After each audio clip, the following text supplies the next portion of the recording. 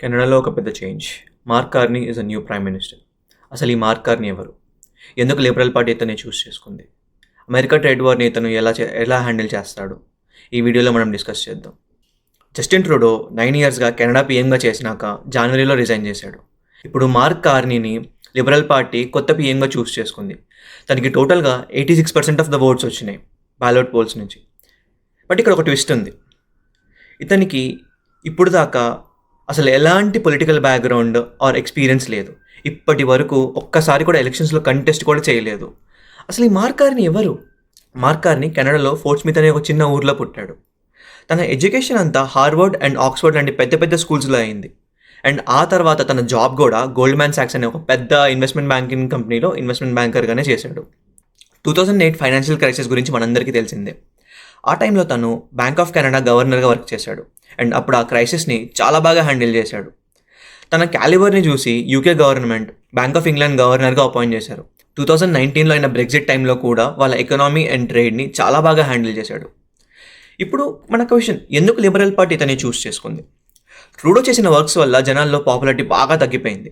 And Carney ట్రూడోకి quite opposite. ఇతను ఏ డెసిజన్ తీసుకున్నా సీరియస్గా, లాజికల్గా అండ్ డేటా ఓరియంటెడ్గా తీసుకుంటాడు. అండ్ ట్రూడో లాగా అందరి మీద ఫాల్స్ ఎలిగేషన్స్ అయితే వేయడు. ఇండియాతో అండ్ వేరే కంట్రీస్తో కూడా టైస్ని స్ట్రాంగ్ చేస్తా అని చెప్తున్నాడు.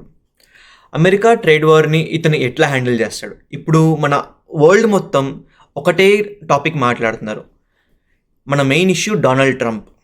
కెనడా మీద డొనాల్డ్ ట్రంప్ 25% టారిఫ్స్ని ఇంపోజ్ చేశాడు ఫిబ్రవరిలో. కొన్ని రోజులు చేసిన తర్వాత పాజ్ చేశాడు. మళ్ళీ మార్చ్లో స్టార్ట్ చేశాడు, మళ్ళీ పాజ్ చేశాడు. సో ఇదంతా చాలా అన్ప్రెడిక్టబుల్గా ఉంది. ఇట్లా చేయడం వల్ల కెనడియన్స్ బాగా కోపంగా కూడా ఉన్నారు. అమెరికన్ ప్రొడక్ట్స్ని బాయ్కాట్ చేసి ఓన్లీ కెనడియన్ ప్రొడక్ట్స్ని కొంటున్నారు.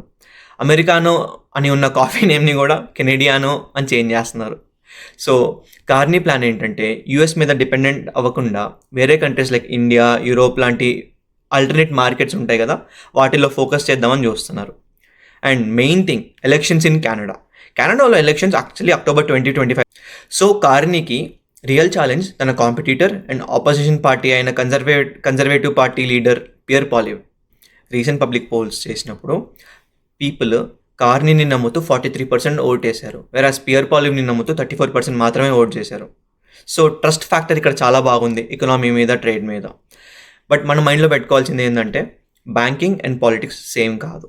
బోర్డ్ రూమ్లో ట్రస్ట్ బిల్డ్ చేయడం ఈజీనే, కానీ పీపుల్ ట్రస్ట్ అంత ఈజీ కాదు. సో కార్నీ హ్యాండిల్ చేయగలుగుతాడా? ట్రేడ్ వార్ టెన్షన్స్ తగ్గిస్తాడా? ఎలక్షన్స్లో విన్ అవుతాడా? మీరేమనుకుంటున్నారో కామెంట్స్లో మీ ఒపీనియన్ చెప్పండి. అండ్ ఇలాంటి ఇంట్రెస్టింగ్ జియోపొలిటికల్ న్యూస్ కోసం like and subscribe to my channel.